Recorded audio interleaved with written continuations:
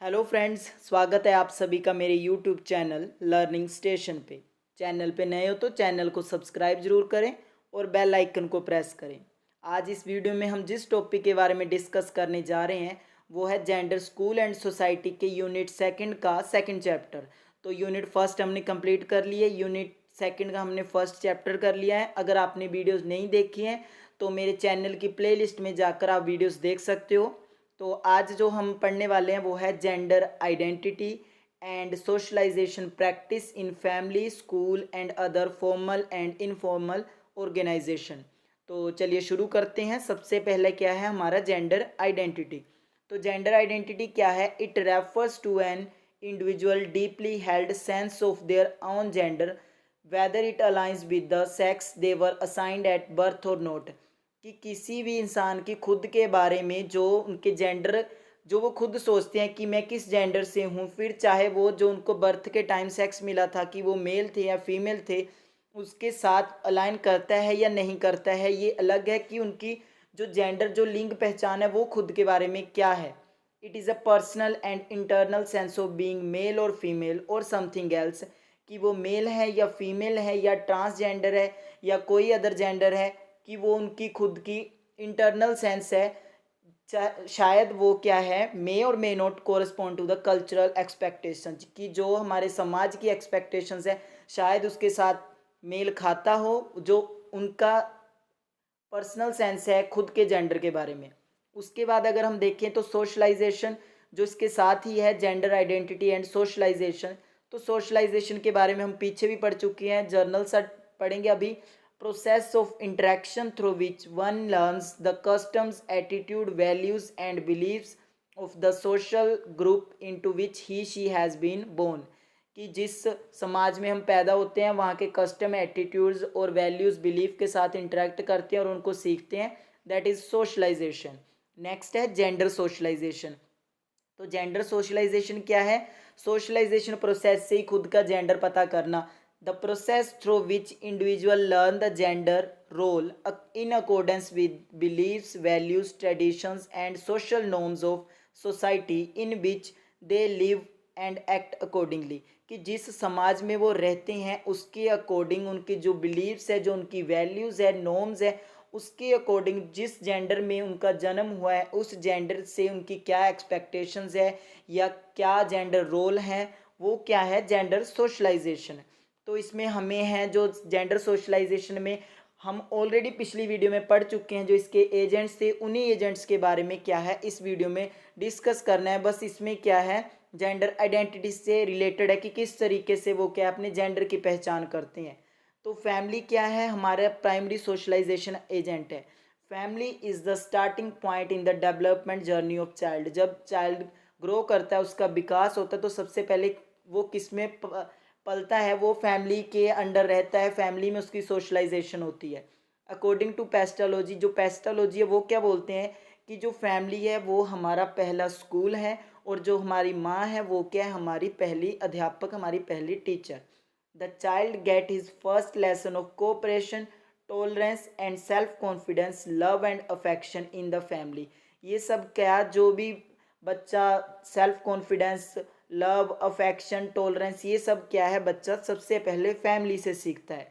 तो हमने उसमें पढ़ा कि किस प्रकार फैमिली क्या है इन्फ्लुएंस करती है जेंडर जो रोल है या सोशलाइजेशन में, किस तरीके से जो फैमिली के जो हमने फैक्टर्स पढ़े कि इमिटेट करता है या लैंग्वेज है। तो मैं उनको डिस्कस नहीं करूँगा क्योंकि टाइम भी कम है, कल को आपका एग्ज़ाम है। तो मैं सिर्फ इसमें फैमिली का रोल बताऊँगा। आप पिछली वीडियो में जो हमने सोशलाइजेशन पढ़ी है उसको क्या है इसमें इंक्लूड कर सकते हो। तो रोल पढ़ेंगे फैमिली का कि सोशलाइजेशन में फैमिली की क्या भूमिका है, उन्हें क्या करना चाहिए। फर्स्ट है चिल्ड्रन लर्न थ्रू इमिटेशन। बच्चे इमिटेशन से सीखते हैं, तो पेरेंट्स को चाहिए कि उनका बिहेवियर ऐसा हो कि जिससे बच्चे में ऐसा कोई भी जो जेंडर डिस्क्रिमिनेशन को कोज करे, ऐसा कोई भी वो बच्चों को ना सिखाए या बच्चे उनसे उनमें ऑब्जर्व ना करें।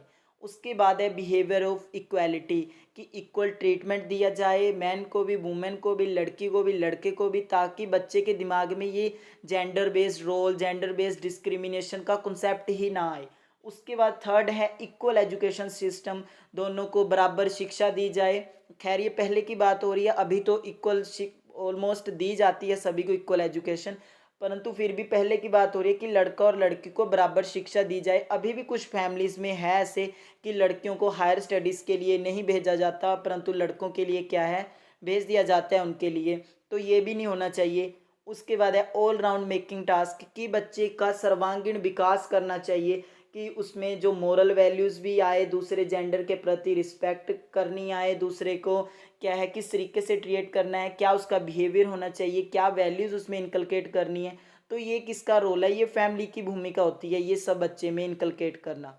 उसके बाद है वायलेशन ऑफ स्टीरियोटाइप, कि जो कोई भी रूढ़िवादिता है उसका बहिष्कार करना है। घर में ना ऐसे विचार लेके आने, ना ऐसी डिस्कशन होनी चाहिए, ना ही ऐसी प्रैक्टिसेस होनी चाहिए।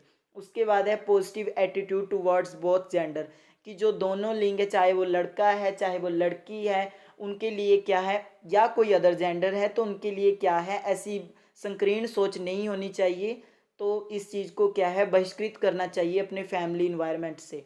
उसके बाद है पॉजिटिव एटीट्यूड टुवर्ड्स बोथ, तो ये पॉजिटिव एटीट्यूड वही है कि सकारात्मक जो उनका नज़रिया है दोनों के तरफ तरफ क्या है, सकारात्मक होना चाहिए, दोनों की रिस्पेक्ट करनी चाहिए। करेक्टर डेवलपमेंट, जो चरित्र है उसका निर्माण होना चाहिए, कि लड़कियों की रिस्पेक्ट करे, उनके क्या है जो उनके राइट्स हैं उनके लिए उनको हेल्प करे, और किसी भी प्रकार का डिस्क्रिमिनेशन ना करे। उसके बाद है प्रमोट इक्वालिटी, फैमिलीज़ को चाहिए कि ऐसी प्रैक्टिसेस करें कि लड़का और लड़की में किसी भी प्रकार का किसी भी बेसिस पे क्या है डिस्क्रिमिनेशन ना हो, और इक्वलिटी इक्वालिटी को क्या है प्रमोट किया जाए। To do household duties, अभी जो पेरेंट्स है, बच्चे क्या है पेरेंट्स से सीख रहे हैं थ्रू ऑब्जर्वेशन थ्रू इमिटेशन। तो जो पेरेंट्स हैं उनको चाहिए कि जो हाउस होल्ड ड्यूटीज़ हैं वो ऐसे ना हो कि जो लेडीज़ हैं वो घर का काम कर रही हैं और जो जेंट्स हैं वो जॉब कर रहे हैं। तो ऐसा इन्वायरमेंट हो कि बच्चे सीखे कि दोनों क्या है म्यूचुअली करते हैं, और दोनों किसी भी प्रोफेशन में किसी भी जॉब में जा सकते हैं। तो इसके बाद हमारा नेक्स्ट है स्कूल। तो स्कूल क्या है, हमारा जो सेकेंडरी हमने किया था उसमें सोशलाइजेशन एजेंट एजेंट उसमें भी हमने पढ़ा था कि इसमें कौन कौन से कारण होते हैं जिसकी वजह से जेंडर इनइक्वालिटी आती है, फिर चाहे वो करिकुलम हो चाहे टीचर का एटीट्यूड हो। तो हम ये पढ़ते आ रहे हैं, तो मैं वो चीज़ नहीं डिस्कस कर रहा हूँ। मैं सिर्फ इसमें स्कूल के बारे में बताऊँगा थोड़ा सा, और बाकी रोल बताऊँगा स्कूल का क्या रोल होना चाहिए, क्या रोल होता है जो ये जेंडर इनइक्वालिटी है इसको ख़त्म करने के लिए, या जो जेंडर बेस्ड रोल है या डिस्क्रिमिनेशन है उसको ख़त्म करने के लिए। सबसे पहले स्कूल के बारे में पढ़ते हैं। The school is said to be next to the family in terms of socialisation, कि जो फैमिली है उसके बाद जो सोशलाइजेशन होती है वो कहाँ से होती है, स्कूल से। It provides a structured environment for children and young adult to learn social norms, values and behavior। जो स्कूल में क्या है, घर के बाद बच्चा जो वैल्यूज़ उसमें आती है, जो मूल्य आते हैं, जो उनमें एथिक्स आते हैं या मोरल वैल्यूज़ आती हैं, वो कहाँ से आती हैं, स्कूल से आती हैं। तो स्कूल की क्या भूमिका बनती है, सोशलाइजेशन प्रोसेस में जो स्कूल की भूमिका है वो अहम है। सबसे पहले है थ्रू द करिकुलम, कि करिकुलम ऐसा तैयार किया जाए कि जिसमें ऐसा हो ही ना कि बच्चे के दिमाग में आए कि लड़का लड़की अलग है, या लड़का के रोल ये है, जेंडर बेस्ड रोल ये है, जो लड़की के रोल है ये है, या उनकी जो एट्रीब्यूट्स हैं वो ये होते हैं, जो लड़का है उसके एट्रीब्यूट्स ये होते हैं।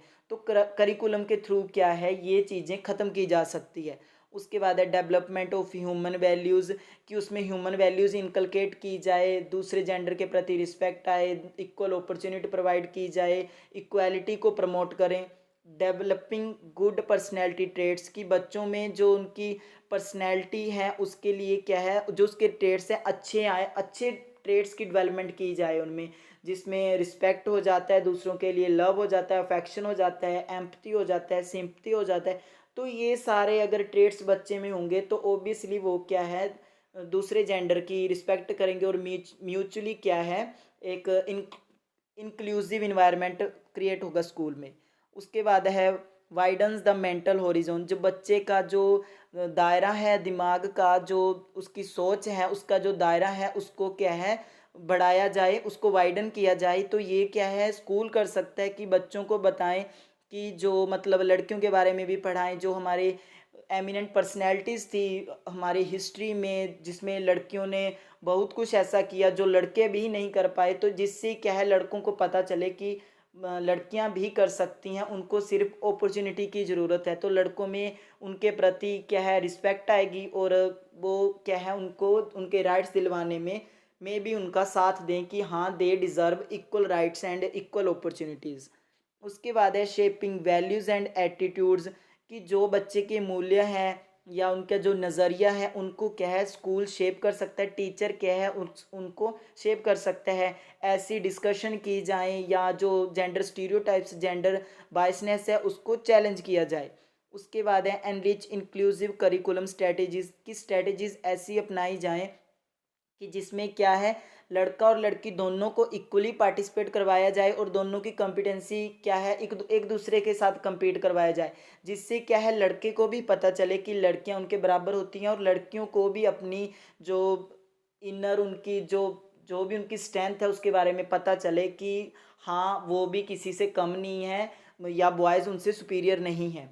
उसके बाद है प्रमोट इक्वालिटी। तो इक्वालिटी तो ये फैमिली में भी आएगा कि इक्वालिटी को प्रमोट करे, स्कूल्स में भी आएगा, फॉर्मल और इनफॉर्मल ऑर्गेनाइजेशन में भी आएगा। तो नेक्स्ट है हमारा इसके बाद फॉर्मल एंड इनफॉर्मल ऑर्गेनाइजेशन। तो formal organisation are structured identities with defined roles, responsibilities and hierarchies. कि इसमें क्या है, एक स्ट्रक्चर आइडेंटिटीज़ होती हैं, जिसमें क्या है, रोल्स डिफाइंड होते हैं, उनकी रिस्पॉन्सिबिलिटीज़ डिफाइंड होती हैं, और वो हायरार्की में होते हैं कि जिसके पास सबसे ज़्यादा पावर है वो ऊपर, उसके बाद नीचे, ऐसे हायरार्की में according to their power and level. इसकी एग्जांपल्स देखें तो ये हमारे पास से है corporations, government agencies and educational institutions. तो ये सारी क्या है, इसकी एग्जांपल्स। उसके बाद है हमारा इनफॉर्मल ऑर्गेनाइजेशन। तो इनफॉर्मल ऑर्गेनाइजेशंस क्या होती हैं, are more spontaneous and flexibles. इसकी एग्जांपल्स है हमारे पास social groups, colleagues and friendships. Social group में सामाजिक कोई भी संगठन, कलीग्स में हमारा फ्रेंड सर्कल ऐसा जिसमें हम किसी दूसरे को क्या है, अलो नहीं करते आना, मतलब जो बोलते हैं ब्रो कोड टाइप, जो हमारा फ्रेंड सर्कल होता है। उसके बाद जो फ्रेंडशिप, जो दोस्ती यारी होती है। तो इसके हमने जो सोशलाइजेशन में इनके फैक्टर्स थे, या जो इनके इफ़ेक्ट्स थे, वो हमने पढ़े थे कि कैसे पीयर प्रेशर, या जो सोसाइटी का एक्सपेक्टेशंस है उसके अकॉर्डिंग जो जेंडर बेस्ड इनक्वालिटी आती है, या जेंडर रोल डिस्क्रिमिनेशन आती है। तो मैं वो डिस्कस नहीं करूँगा, इसमें भी मैं रोल ही डिस्कस करूँगा। तो रोल पढ़ते हैं हम फॉर्मल ऑर्गेनाइजेशन का, कि उनको क्या करना चाहिए, करिकुलम एंड पॉलिसीज़। कि जो ऑर्गेनाइजेशंस है हमारी, एडमिनिस्ट्रेशंस होगी, जिसमें कि उनको ऐसा करिकुलम, ऐसी पॉलिसीज़ लानी चाहिए कि जेंडर बेस्ड डिस्क्रिमिनेशन का कहीं भी कोई नामो निशान हो ही ना। जिससे क्या है, ये बात ही क्या, ये उनके दिमाग में ही कॉन्सेप्ट ना आए कि ऐसा भी कुछ डिस्क्रिमिनेशन होता है, या लड़का और लड़की अलग होते हैं। उसके बाद है वर्क प्लेस कल्चर, कि जहाँ पे काम करते हैं वहाँ का कल्चर ऐसा होना चाहिए कि मतलब लड़का लड़की को इक्वल पे दी जा रही है, उनको इक्वल ट्रीटमेंट दिया जा रहा है, जो उनकी जॉब में प्रमोशन है वो उनकी जेंडर बेस्ड ही, उनकी क्वालिटी के बेस्ड पे होनी चाहिए।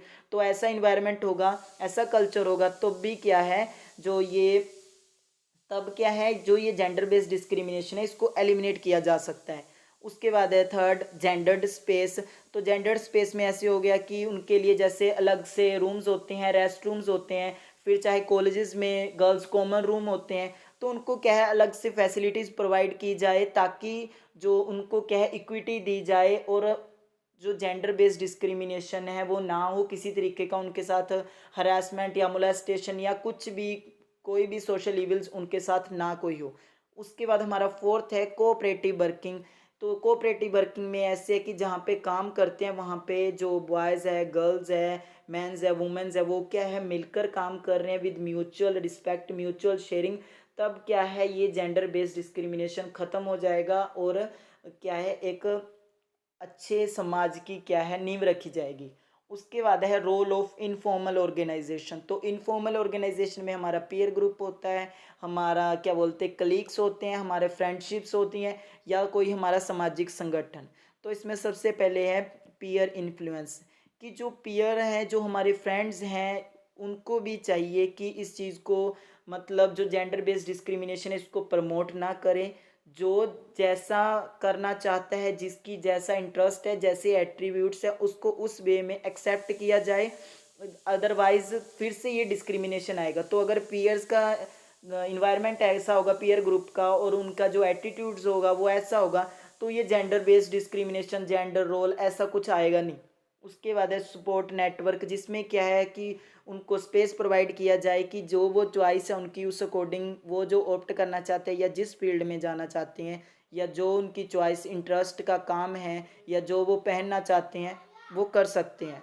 उसके बाद थर्ड है कल्चरल शिफ्ट। तो इसमें क्या है, जो सोशल हमारी ग्रुप्स होते हैं, सामाजिक संगठन होते हैं, वो क्या होते हैं, जो कल्चर नॉर्म्स ऐसे हैं कि जिसमें जेंडर बेस्ड डिस्क्रिमिनेशन है। तो अगर वो इकट्ठे हो जाएं सोशल ग्रुप्स, तो वो gender based discrimination by culture, तो उसको क्या है, जड़ से उखाड़ फेंका जा सकता है। और जो हमारे कल्चर की शिफ्ट है, जिसमें क्या है मेल डोमिनेंट सोसाइटी है, उसको क्या है शिफ्ट करके इक्वल किया जा सकता है और इक्वालिटी लाई जा सकती है। तो ये थे रोल्स ऑफ स्कूल, हमारी फैमिली, हमारी फॉर्मल एंड इनफॉर्मल ऑर्गेनाइजेशन, और हमने जनरली पढ़ा जेंडर आइडेंटिटी के बारे में, सोशलाइजेशन, जेंडर सोशलाइजेशन। तो मैंने आपको बिल्कुल बेसिक और की पॉइंट्स दिए हैं। बाकी आप जो हमने सोशलाइजेशन पढ़ा उसमें से ऐड ऑन कर सकते हैं इसमें, और अपना क्या है आंसर फ्रेम कर सकते हैं। मोर देन इनफ आपके पास कंटेंट है। बाकी कंक्लूजन लिख देना। बाकी आज के लिए इतना ही था। Thanks for watching.